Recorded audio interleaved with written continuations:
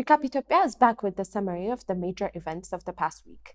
High-profile cases of different political leaders in the federal court, the discussion between Prime Minister Abiy Ahmed with different opposition parties, the unveiling of the fully electric car assembled in Ethiopia, and Ma'aza Mengiste's book, The Shadow King, and the international recognition it is getting will be covered by today's episode.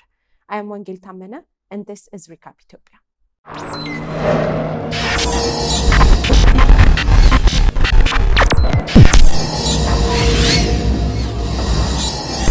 If you have watched the past two episodes of Recap Ethiopia, little to no coverage was given to the issue related to the court cases of persons arrested following the assassination of pop star and political personality Hachalu Hunddessa on June 29, 2020. This was an intentional omission. The reason behind this intentional omission of the matter lies in the strong commitment Addis has for the proper execution of justice in Ethiopia. And as you all may already know, the concept of presumption of innocence and its observance is fundamental to the administration of justice in any case, let alone high-profile criminal cases that have opposition party leaders, media personnel, and activists as defendants of serious crimes. With this in mind, we start with the prominent Oromo figure, Jawar Mohammed, a leading member of the Oromo Federalist Congress, OFC, and owner of Oromia Media Network, OMN. Jawar Mohammed was arrested on July 2, 2020, following the events that transpired after the death of Hachalu Hunddessa. The alleged charges against Jawar Mohammed are mistreatment of the corpse of Hachalu Hunddessa and incitement of violence in different parts of Addis Ababa and other cities in the Oromia region. The first appearance of the activist turned political Jawar Mohammed was on July 17, 2020. The Federal First Instance Court, Arada Bench, considered the cases of OFC leader Jawar Mohammed along with Bekkele Garba and other 21 individuals on the said date. The Arada Bench of the Federal First Instance Court heard the results of the investigation of the Federal Police. The Federal Police noted to the court that it had located eyewitnesses, testimonies, and documents attesting to Jawar Mohammed's involvement in the above identified criminal charges. Different communication equipment and weapons allegedly discovered in the residence of the defendant were part of the list of evidence the police have claimed to have collected. Police also claimed that messages transmitted via the OMN TV station has incited violence that has allegedly resulted in the destruction of property estimated over 200 million birr in Addis Ababa alone. In response, the defendant Jawar Mohammed responded to the alleged criminal charges against him by saying, "I should not be charged with these crimes. This is a political issue that should be solved through negotiations and dialogue, not one that warrants a criminal case."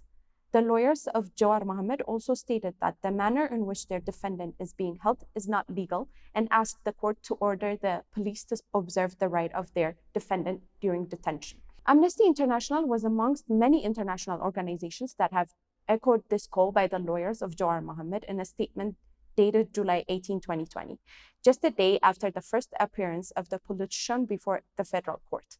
Police asked for 2 weeks or 14 additional days for investigation. The court granted 12. Exactly after a month following the killing of singer Hachalu Hunddessa, Jawar Mohammed reappeared before the Arada Bench of the Federal First Instance Court on July 29, 2020. Police presented its findings following the 13 days of investigation after the first appearance of the defendant before the court. Police stated that it has discovered telecommunications equipment as well as other electronic devices in a secondary search conducted on the premises of the defendant's residence, while at the same time claiming that the devices were imported illegally into Ethiopia and gave the defendant the capacity to tap the phones of other persons. The presentation by the police also noted that the logo on the 7 weapons found on the premises of the defendant's home had been altered, which makes the weapons illegal according to the Ethiopian criminal law. In addition to this, police also presented a detailed report of the harm caused on the lives, bodily parts, and property of the victims of the violence, stressing that the message spread by OMN network following the death of Hachalu Hunddessa was one that has targeted members of certain ethnic groups. Police allegedly estimated the death of at least 109 individuals, while also reporting 137 people with minor and major injuries. Other alleged property damages presented to the court noted that in the Oromia region alone, 44 hotels, 328 private residences, 199 businesses, 1 religious institution, and 53 cars were burnt and destroyed, while 2 human rights institutions and 2 monuments were also damaged by the violent protests. Eyewitnesses accounts from the other 12 suspects and 25 other persons have also been collected by the police. Witness testimonies allegedly confirmed the involvement of Jawar Mohammed in the mishandling of the corpse of the deceased singer, according to the police, while witnesses also allegedly attested to the direct involvement of the defendant in plots to destroy the controversial monuments of Emperor Menelik II, as well as plots to attack the National Palace located around Arat Kilo.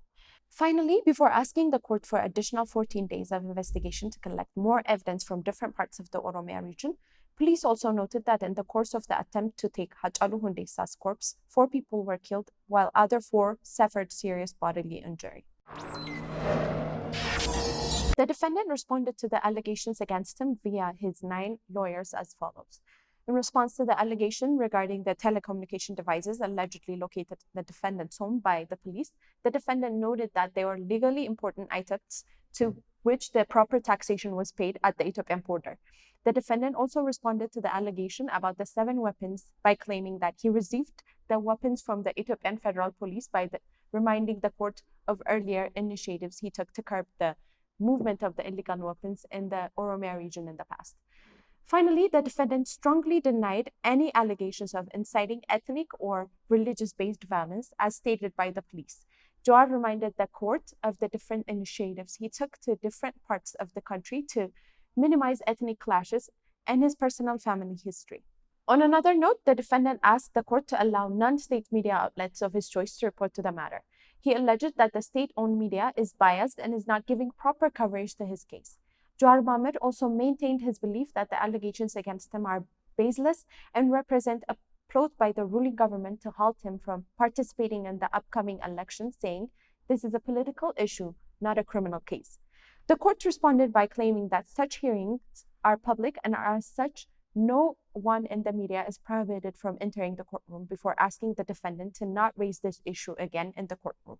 In response to the allegations of the case being political, the Arada bench of the Federal First Instance Court stressed that the court is not an instrument of any political agenda.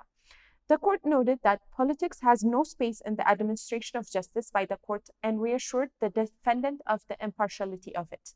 The court granted 12 additional days for further investigation, setting the next court date to Tuesday, August 11, 2020.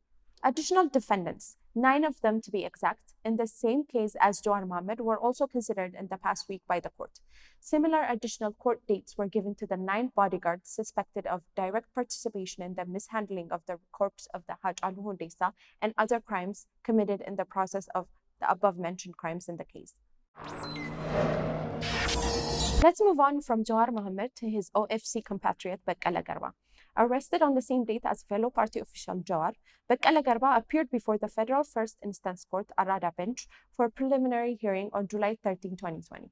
Bekkele Garba faces similar charges of mishandling of the corpse of Hachalu Hunddessa and the dissemination message that incited ethnic and religious violence.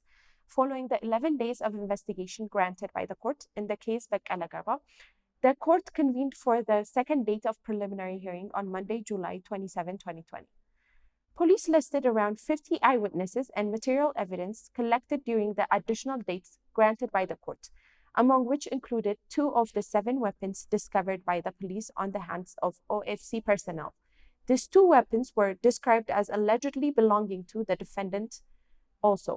Police also noted the alleged death of at least 4 persons in the process of apprehending the corpse of the singer in the city of Burrayu.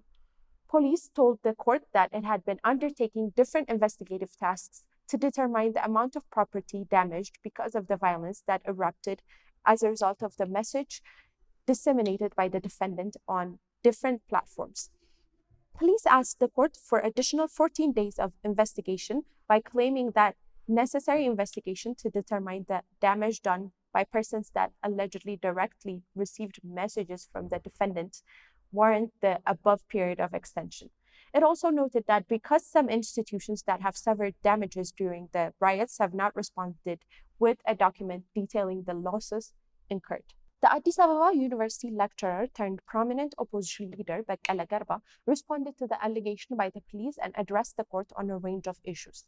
According to reports, the defendant made it known to the court that police have not interrogated him and that the crimes he is charged with do not relate to him at all, while strongly urging the court not to grant the additional days of investigation as there is no need for more time to investigate the cases. Denying any link to the weapons investigators are saying belongs to them, the defendants criticized the police for lack of consistency in its account of what it believes has been done by the defendant. The defendant also asked the court to order investigators to return the laptops, computers, and cars of the defendant's children, stating that it is not important to the case. Finally, through his lawyers, the defendant asked to be released on bail until the next court date. According to reports, the Arada bench considered arguments from both sides and passed several orders. Denying the request for bail, the court granted 8 of the requested 14 days of investigation to the police. The court also urged the police to finish investigations as quickly as possible before the next court date, which is expected to be on the coming Tuesday, August 4, 2020. The court asked the defendant to make formal complaints with concrete evidence in relation to the concerns raised regarding what the defendant had called biased coverage in the media. Another high-profile case linked with the violence following the killing of Hachalu Hunddessa is the case of the founding member of the Balderas Party for Genuine Democracy, Iskandar Nagga. Arrested on July 1, 2020, 2 days after the assassination of the singer, Iskandar is charged with the incitement of violence in different parts of Addis Ababa. The former journalist appeared before the court for the first time on July 16, 2020, as scheduled. At the first preliminary hearings, police asked for 14 more days to undertake further investigation. 13 were granted by the court. At the end of the ordered 13 days, the court convened on July 29, 2020, to consider the case of the former journalist turned political opposition leader Iskandar Nagga. The police asked for 14 more additional days, allegedly claiming that there is more investigation to be done. The police noted that it has not received all the necessary reports from all subsidiaries in Addis Ababa and that there are missing evidences such as laptops and other materials which must be located to make the investigation complete. The defendant raised 2 major points to the court. The first point was in relation to the requested additional period for investigation. Iskandar's lawyers claimed that the period was not necessary because there is no new evidence presented in the current hearing. The lawyers noted to the court that this denotes a lack of efficiency on the part of the police, which is forcing the defendant to spend unnecessary inconvenience on their defendant. Other points related to the media were also raised by the lawyers, where the police were accused of choosing whoever enters the courtroom based on biased criterions. The court held that any actions by the police to determine which media outlet is allowed access to the proceeding is not legal. Therefore, it urged police to refrain from doing so as it threatens the integrity of the proceedings. The court denied the 14-day request by the police, merely granting 9 additional days for further investigations. The next date for the preliminary hearing is scheduled to take place on Friday, August 7, 2020. Arrested on July 24, 2020, Lidatu Ayale, one of the most influential and consistent opposition leaders, made his first appearance in the Oromia region Bishoftu District Court on July 27, 2020.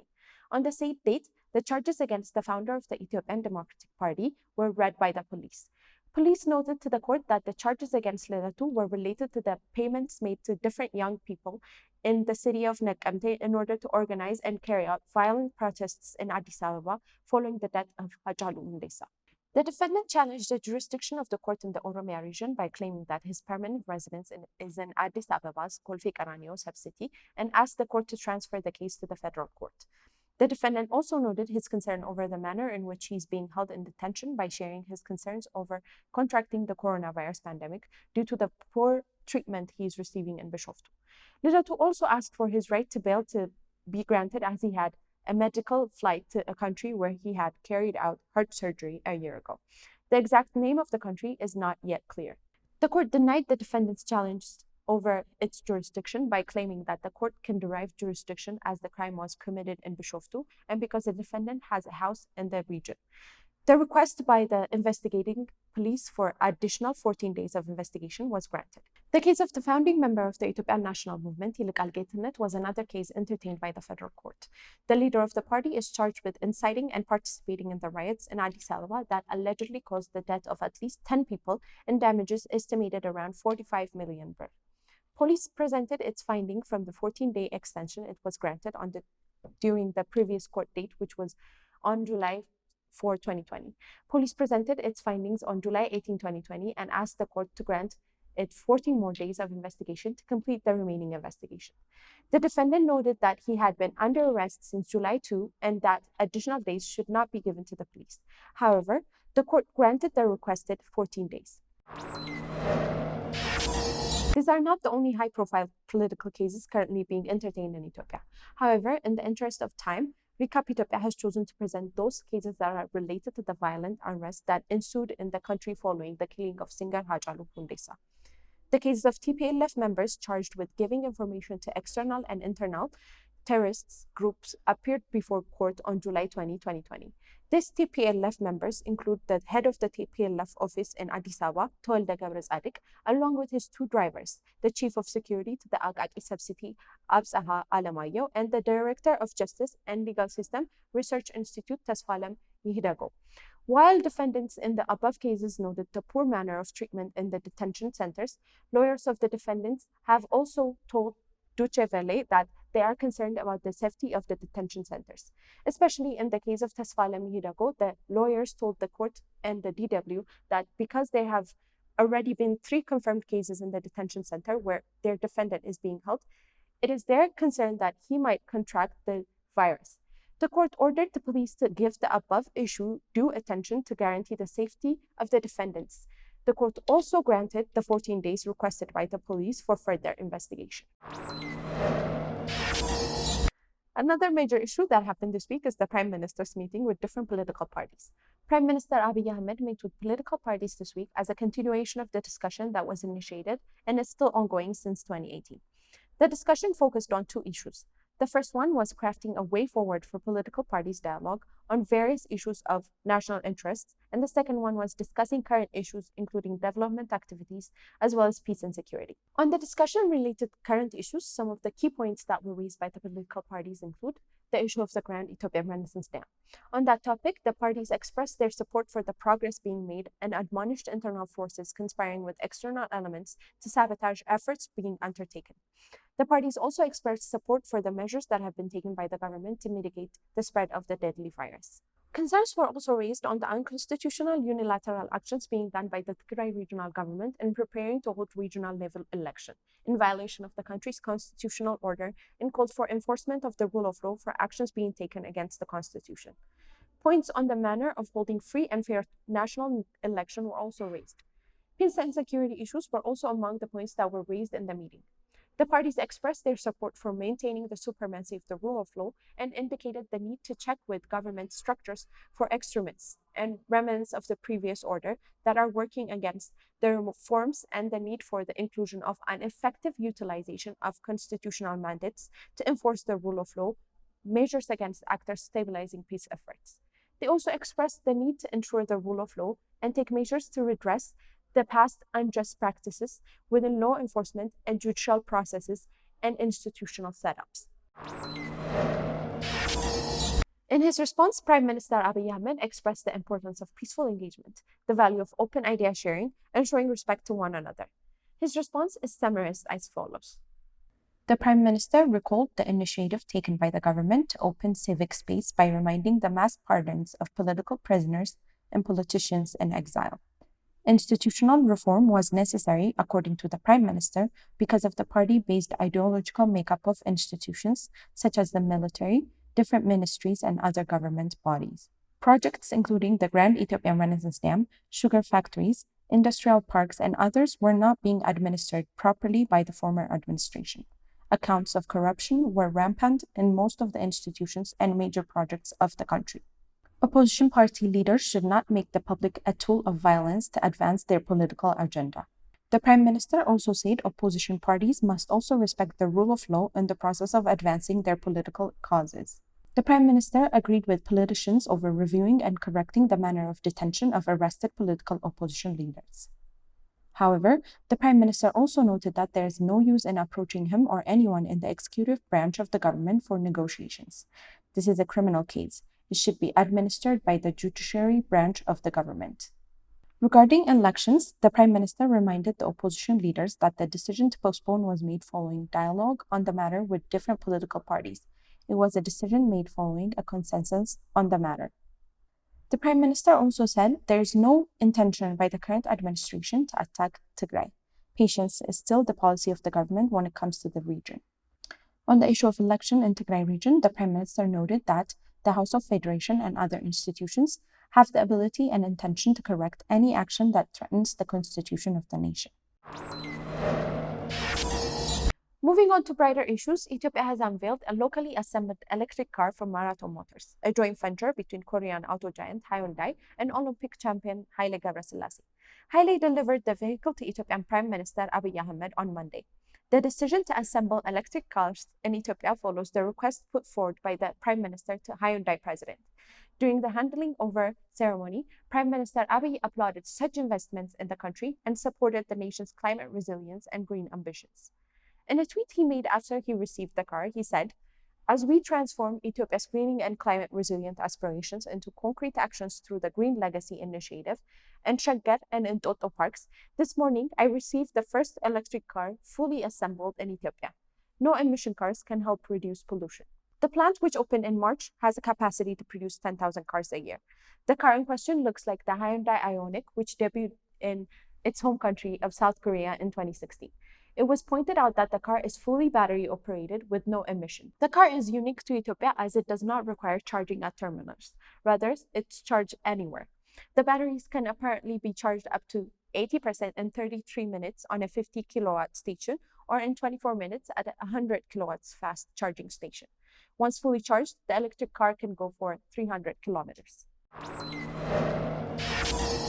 Our final story is about a book written by an Ethiopian-American author, a novel that is receiving international reputation for its literary and historical value. The Shadow King is written by Ethiopian-American author Maaza Mengiste. The book's most recent recognition came in the form of being included in the 2020 Booker's Prize longlist. The prize, which is considered as one of the most reputable literary awards given to novels written in the United Kingdom and Ireland, has included the author in its longlist for the year 2020. The Booker's Foundation will announce the winner in the latter week of October. Now, who was Maaza Mengiste? Maaza Mengiste was born in Addis Ababa in 1974 before leaving the country in 1977 at the age of 4. She has thus far written 2 novels that are acclaimed in the international community. The first book, titled Beneath the Lion's Gaze, is a novel set in the revolutionary era of the Derg, while her most recent book, The Shadow King, has as its setting the Italian invasion during the regime of Emperor Haile Selassie. Maaza's book was recently described as a masterpiece by the Washington Post's book reviewer Laura Sy. Laura captured her impression of the book as follows. In 1935, Italy invaded Ethiopia. Though a member of the League of Nations and a country that could trace its history as an organized political unit to the 1st century, Ethiopia was abandoned to its fate when Benito Mussolini launched the invasion that October. No one had ever colonized the powerful kingdom, but Mussolini was determined to build a fascist empire to rival that of ancient Rome, and control of Ethiopia was essential to his plans. It's against this backdrop that Mengiste sets her brilliant 2019 novel, The Shadow King. As word of the Italian army's arrival spreads and fear grips the countryside, Mengiste tells us the story of Hirut. The 2019 Booker's Prize was awarded jointly to Canadian author Margaret Atwood for The Testaments and the British novelist Bernardine Evaristo for Girl, Woman, and Other. That's it for this week's episode of Recap Ethiopia. For all Muslims around the world, I hope you had a good holiday. Tune in next week for more of Recap Ethiopia.